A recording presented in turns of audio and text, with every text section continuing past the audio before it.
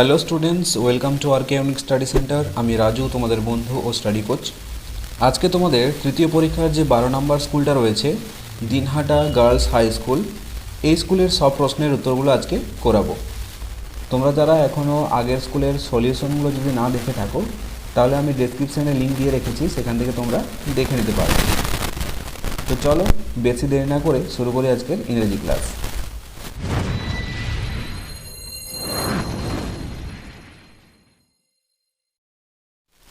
দেখো, তোমাদের reading skill অর্থাৎ সিনে কি বলেছে, read the following text and answer the questions given below.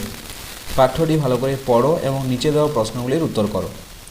তাহলে দেখো, the Guru treated all his ডিসিপলস equally, but he liked Arjuna the most because Arjuna practised this art with great concentration.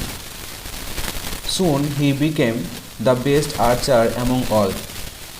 Duryodhana and his brother Dusasana did not like this at all.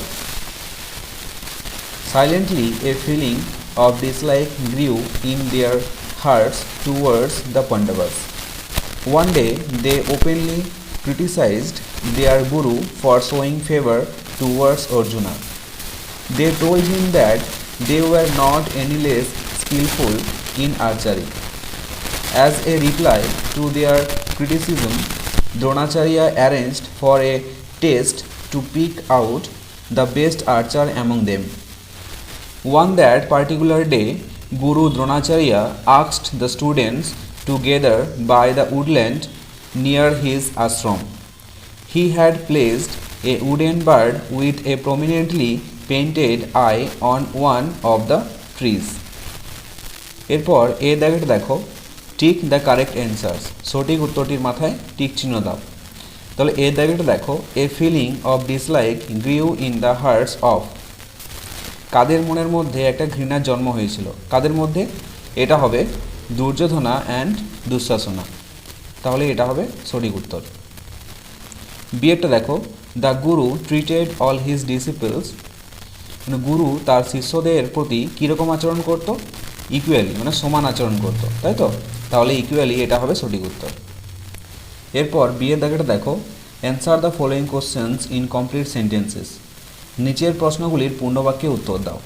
তাহলে এর দাগের প্রশ্নটা কী আছে দেখব, what did Dronacharya place on one of the trees, একটা গাছে দ্রোণাচার্য কী রেখেছিল?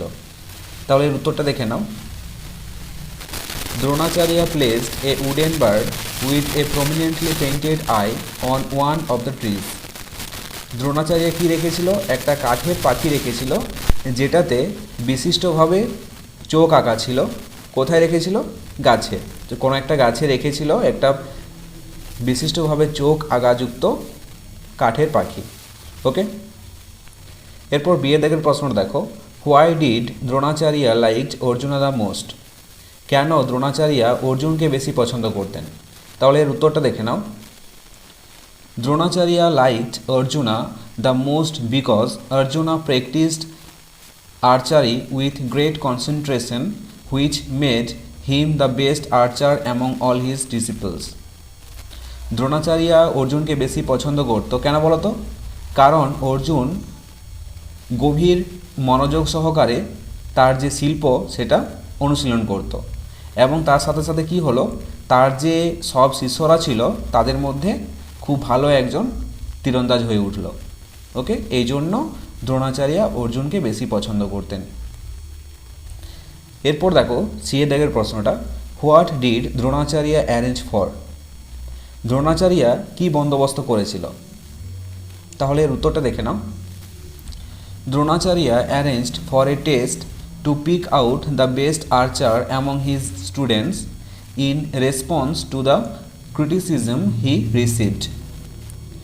দ্রোণাচার্য কি বন্দোবস্ত করেছিল? একটা পরীক্ষার বন্দোবস্ত করেছিল, যেটাতে সে তার প্রত্যেক স্টুডেন্টদের মধ্যে, মানে প্রত্যেক ছাত্রদের মধ্যে যে সব থেকে কে বেশি তীরন্দাজিতে ওস্তাদ সেটা বেছে নেওয়ার জন্য সে একটা পরীক্ষার বা টেস্টের আয়োজন করেছিল।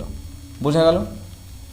এরপর দেখো সিএ দাগেরটা, find words from the text that mean the following, এখানে যে ওয়ার্ডগুলো দেওয়া আছে এই ওয়ার্ডগুলোর টেক্সট থেকে মানে বের করে পাশে লিখতে হবে। দেখো এই দাগের কি আছে ইমেন্স, তাহলে এটা কি হবে ভাস্ট। তারপর বিয়েটা দেখো স্পেসিফিক, স্পেসিফিক মানে হচ্ছে নির্দিষ্ট কোনো একটা আর কি, তাহলে এর একটা মানে হবে কি পার্টিকুলার, পার্টিকুলার মানে হচ্ছে নির্দিষ্ট। তারপর ডিএটা দেখো fill in the blanks with proper words from the given text, text থেকে ওয়ার্ড নিয়ে শূন্যস্থানগুলো পূরণ করতে হবে। তাহলে এর দাগেটা দেখো you should study with dash, তাহলে এটা হবে you should study with concentration. এটা শুধু গুরু তাদের শিষ্যকে বলছে এমনটাও নয়, আমিও তোমাদেরকে বলছি যে যখন তোমরা পড়াশোনা করবে তখন গ্রেট কনসেন্ট্রেশন দিয়ে পড়াশোনা করবে। ওকে, বিয়ের দাগের দেখো the students came to school on a dash cart, তাহলে এটা হবে the students came to school on a wooden cart. বোঝা গেল? এরপর দেখো রিডিং স্কিল আনসিনে কি দেওয়া আছে, read the following passage carefully and answer the given questions, অনুচ্ছেদটি ভালো করে পড়ো এবং নিচে দেওয়া প্রশ্নগুলির উত্তর করো। দেখো there are countless varieties of birds, the ostrich is the largest of birds, it can run very fast, among the other birds the cuckoo, the Doyel and the papiya sing very sweet songs. The sparrow is a very common bird, they can only chirp. The cawing of a crow is very hoarse. তাহলে দেখো এই দাগেরটা answer the following questions, নিচে যে প্রশ্নগুলো দেওয়া আছে এগুলোর উত্তর করো। তাহলে এই দাগের প্রশ্নটা দেখব, which birds can sing sweetly, কোন পাখিগুলো ভালো গান গাইতে পারে, তাহলে এর উত্তরটা দেখে নাও। The cuckoo, the Doyel and the papiya can sing very sweetly, তাহলে কোন কোন পাখিগুলো ভালো গান গাইতে পারে, কোকিল, দোয়েল এবং পাপিয়া। ওকে, এরপর বিয়ে দাগের প্রশ্নটা দেখো, which bird can run very fast, কোন পাখিটা সব থেকে দ্রুত দৌড়াতে পারে, তাহলে এর উত্তরটা হবে the ostrich can run very fast. Ostrich মানে কোন পাখিটা বলো তো, উট পাখি, যেটাকে আমরা উট পাখি বলি সেটাকে ইংরেজিতে বলা হয় অস্ট্রিচ, তাহলে উট পাখি খুব দ্রুত দৌড়াতে পারে। ওকে, এরপর সে দাগের দেখো the name two varieties of birds which are very common, মানে সবসময় যে পাখিগুলো আমরা দেখতে পাই সেগুলোর মধ্যে যে কোনো দুটো পাখির নাম লিখতে হবে। তাহলে উত্তরটা দেখে নাও, the sparrow and the crow are two birds that are very common, সবসময় আমরা দেখতে পাই যেমন চড়ুই আর কাক, এই দুটো পাখিকে কিন্তু আমরা সবসময় দেখতে পাই। ওকে, এরপর দেখো ডি এর দাগেরটা name the largest species of birds, মানে সব থেকে পাখিদের মধ্যে সব থেকে বড় পাখি কোনটি। ওকে, তাহলে এর উত্তরটা দেখে নাও, the ostrich is the largest species of birds, পাখিদের মধ্যে সবচেয়ে বড় পাখিটা হচ্ছে কি অস্ট্রিচ বা উট পাখি। ওকে, এরপর দেখো বি এর দাগেরটা কী বলেছে, match column A with column B according to the features of birds, পাখিদের বৈশিষ্ট্য অনুযায়ী কলাম এ এর সাথে কলাম বিকে মেলাও। তাহলে দেখো এ দাগের কি দেওয়া আছে, অস্ট্রিচ মানে উট পাখি, উট পাখি কি যে largest of birds run very fast, মানে পাখিদের মধ্যে সবথেকে বড় এবং খুব দ্রুত দৌড়াতে পারে, তাহলে এর সাথে এটা মিলিয়ে দাও, হয়ে গেল একটা। এবার বিয়ে দাগের দেখো কুকো, দোয়েল অ্যান্ড পাপিয়া, আমরা অনুচ্ছেদটা পড়ার সময় কি পড়েছি যে কোকিল, দোয়েল এবং পাপিয়া এরা খুব ভালো গান গাইতে পারে, তাই তো, তাহলে এটা হবে সিংস সুইটলি। ওকে, তারপর সে দাগের দেখো স্প্যারো, স্প্যারো মানে কি চড়ুই, তাহলে চড়ুই কীভাবে ডাকে, কিচিরমিচির করে ডাকে, তাই তো, তাহলে চড়ুইয়ের সাথে চির্প মানে হচ্ছে কিচিরমিচির করা, তাহলে স্প্যারোর সাথে চির্প মিলিয়ে দাও। এরপর ডি এর দাগেটা দেখো ক্রো, ক্রো মানে হচ্ছে কাক, কাক কীভাবে ডাকে ক্রিউভাবে। ওকে, তাহলে এটার সাথে এটা মিলিয়ে দাও। এরপর দেখো গ্রামার অ্যান্ড ভোকাবুলারিতে কী বলেছে, fill in the blanks with the present continuous form of the verbs given in the brackets, মানে বন্ধনীর মধ্যে যে ভার্বগুলো আছে এই ভার্বগুলো দিয়ে আমাদের পুরো সেন্টেন্সটা প্রেজেন্ট কন্টিনিউয়াস টেন্সে লিখতে হবে। ওকে, তাহলে দেখো উত্তরগুলো দেখে নাও। The company is going to finish its project by this week. দ্য কোম্পানিটা কি, একটা সিঙ্গুলার ফর্ম, তাই তো, তার জন্য এখানে ইজ বসেছে। আর আমাদের ব্রেকেটের মধ্যে ভার্ব কি দেওয়া ছিল, গো, তাহলে ভার্বের শেষে যদি আইএনজি যোগ করি তাহলে সেটা প্রেজেন্ট কন্টিনিউয়াস হয়ে যায়, তাই তো। তাহলে তার জন্য এটা হয়েছে the company is going to finish its project by this week. একইভাবে দেখো বিয়ের দাগেরটা, she is coming to my place today. She বলতে একটা মেয়েকে বোঝাচ্ছে, তার জন্য এখানে কি বসেছে, সিঙ্গুলার বসেছে, সিঙ্গুলার ইজ হয় আর প্লুরালে আর হয়। আর এখানে দেখো কাম, আমাদের ভার্ব কি দেওয়া ছিল ব্র্যাকেটের মধ্যে, কাম, তাহলে কাম এর শেষে যদি আইএনজি যোগ করি তাহলে আমাদের এটা প্রেজেন্ট কন্টিনিউয়াস হয়ে যায়, তার জন্য এটা হয়েছে she is coming to my place today. See এটা দেখো, he is taking lunch now. এখানে দেখো হি বলতে একটা ছেলেকে বোঝানো হয়েছে, একটা পুংলিঙ্গকে বোঝানো হয়েছে, তার জন্য এখানে প্লুরাল ফর্ম না বসে সিঙ্গুলার ফর্মে বসেছে ইজ। আর টেকের শেষে আইএনজি যোগ হয়েছে, তার জন্য এটা হয়েছে প্রেজেন্ট কন্টিনিউয়াস, তাই এই সেন্টেন্সটা হয়েছে he is taking lunch now. বোঝা গেল? তারপর দেখো চারের দাগেরটা, fill in the blanks with appropriate articles and prepositions. শূন্যস্থানগুলিতে আর্টিকেল এবং প্রিপোজিশনস বসাও। তাহলে দেখো এর দাগেরটা, Nila has seen dash Taj Mahal. তাহলে এটা হয়েছে Nila has seen the Taj Mahal. Arjuna was fascinated dash bows and arrows. এটা হবে Arjuna was fascinated by bows and arrows. C এর দাগেটা দেখো, অলওয়েজ স্পিক ড্যাশ ট্রুথ। এটা হবে অলওয়েজ স্পিক দ্য ট্রুথ। এরপর দেখো পাঁচের দাগেরটা, put punctuation marks appropriately in the following sentences. নিচে যে সেন্টেন্সটা দেওয়া আছে এখানে আমাদের কি করতে হবে, পাংচুয়েশন পুট করতে হবে। তাহলে দেখো আমি করে দিয়েছি, দেখে নাও। সেন্টেন্সটা দেখো কি আছে, I am Rokeya's friend said the lady. ভদ্র মহিলাটি বলল যে আমি রোকেয়ার বন্ধু, তাই তো।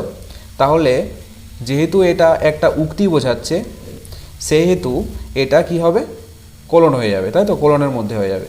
আর সেডের আগে একটা কমা বসবে, তাহলে এটা হবে দেখো কোলন দিলে তারপর আই অ্যাম রোকেয়াস ফ্রেন্ড, আমি রোকেয়ার বন্ধু, তারপর কমা দিলে তো সেড দ্য লেডি, মানে ভদ্র মহিলাটি বলল। ওকে, এরপর দেখো ছয় দাগেরটা, write the masculine gender with the corresponding feminine gender in the table given below। নিচের ট্যাবেলে দেখো ফেমিনাইন জেন্ডার লেখা আছে, তার এদিকে আমাদের ম্যাসকুলিন জেন্ডার লিখতে হবে। তাহলে ফেমিনাইন জেন্ডারের প্রথম যেটা দেওয়া আছে সেটা হচ্ছে ওয়েমেন। ওয়েমেন মানে হচ্ছে মহিলার প্লুরাল ফর্মে দেওয়া আছে ওয়েমেন। এখানে যদি এ থাকতো MAN ওমেন, তাহলে একটা মহিলাকে বোঝাতো, যেহেতু এখানে MEN আছে, হ্যাঁ, তা সেহেতু এখানে অনেকগুলো মহিলাকে বোঝাচ্ছে। তাহলে ওমেনের ম্যাসকুলিন জেন্ডার কি হবে, এখানেও কিন্তু প্লুরাল ফর্মে করতে হবে তোমাদেরকে, ঠিক আছে। এখানে MAN লিখলে কিন্তু হবে না, এটা কিন্তু বারবার খেয়াল করবে, এখানেই কিন্তু তোমরা ভুল করো। ওকে, তাহলে ওমেন একটা প্লুরাল ফেমিনাইন জেন্ডার, সেই ক্ষেত্রে আমরা ম্যাসকুলিন জেন্ডারও কিন্তু প্লুরাল ম্যাসকুলিন জেন্ডার লিখব, ঠিক আছে। তাহলে ওমেনের ম্যাসকুলিন জেন্ডার হবে MEN মেন। হিরোইন এটা হবে হিরো। বিচ মানে হচ্ছে কুকুরি বা মেয়ে কুকুরকে বলা হয় বিচ, তাহলে এর পুরুষ কুকুরকে বলবো কি, ডগ। তারপর দেখো কি আছে, গ্র্যান্ড মাদার, এটা আমরা সবাই জানি ঠাকুমা, তাহলে দাদুকে কি বলবো, গ্র্যান্ডফাদার, সিম্পল, তাই না। এরপর দেখো সাতের দাগেরটা, match the words in column A with their meanings in column B। Column এর সাথে যে ওয়ার্ডগুলো দেওয়া আছে এই ওয়ার্ডগুলোর মানে কলাম বিতে দেওয়া আছে সেগুলো ম্যাচ করতে বলেছে, তাই তো। তাহলে দেখো কলাম এতে কী দেওয়া আছে, অ্যাট্রাকটিভ, এটা হবে চার্মিং। বি আছে স্টিল, স্টিলটা হবে নট মুভিং অ্যাট অল, মানে নড়াচড়া না করে। আইল্যান্ড, আইল্যান্ড হবে a piece of land with water on all sides, একটা দ্বীপ যার চারপাশে কী থাকবে, শুধু জল, সেই দ্বীপটাকে বলা হচ্ছে আইল্যান্ড। এরপর দেখো তোমাদের রাইটিং স্কিল। রাইটিং স্কিলে কী কী দেওয়া আছে দেখো, right a paragraph on your favourite season, মানে তোমার পছন্দের ঋতু সম্পর্কে একটা প্যারাগ্রাফ লিখতে হবে। তারপর দেওয়া আছে write a paragraph on your visit a zoo, তুমি একটা চিড়িয়াখানাতে প্রবেশ করেছো, গেছো ঘুরতে, সেই সম্পর্কে একটা প্যারাগ্রাফ লিখতে হবে।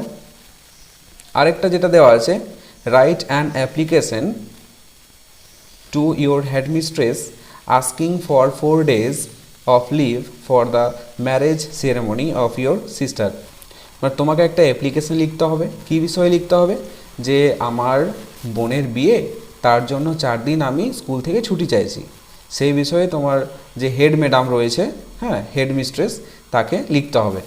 তাহলে দেখো এই দুটো প্যারাগ্রাফ আর একটা অ্যাপ্লিকেশন আমি তোমাদেরকে লিখিয়ে দিয়েছি, তোমরা একটু দেখে নাও।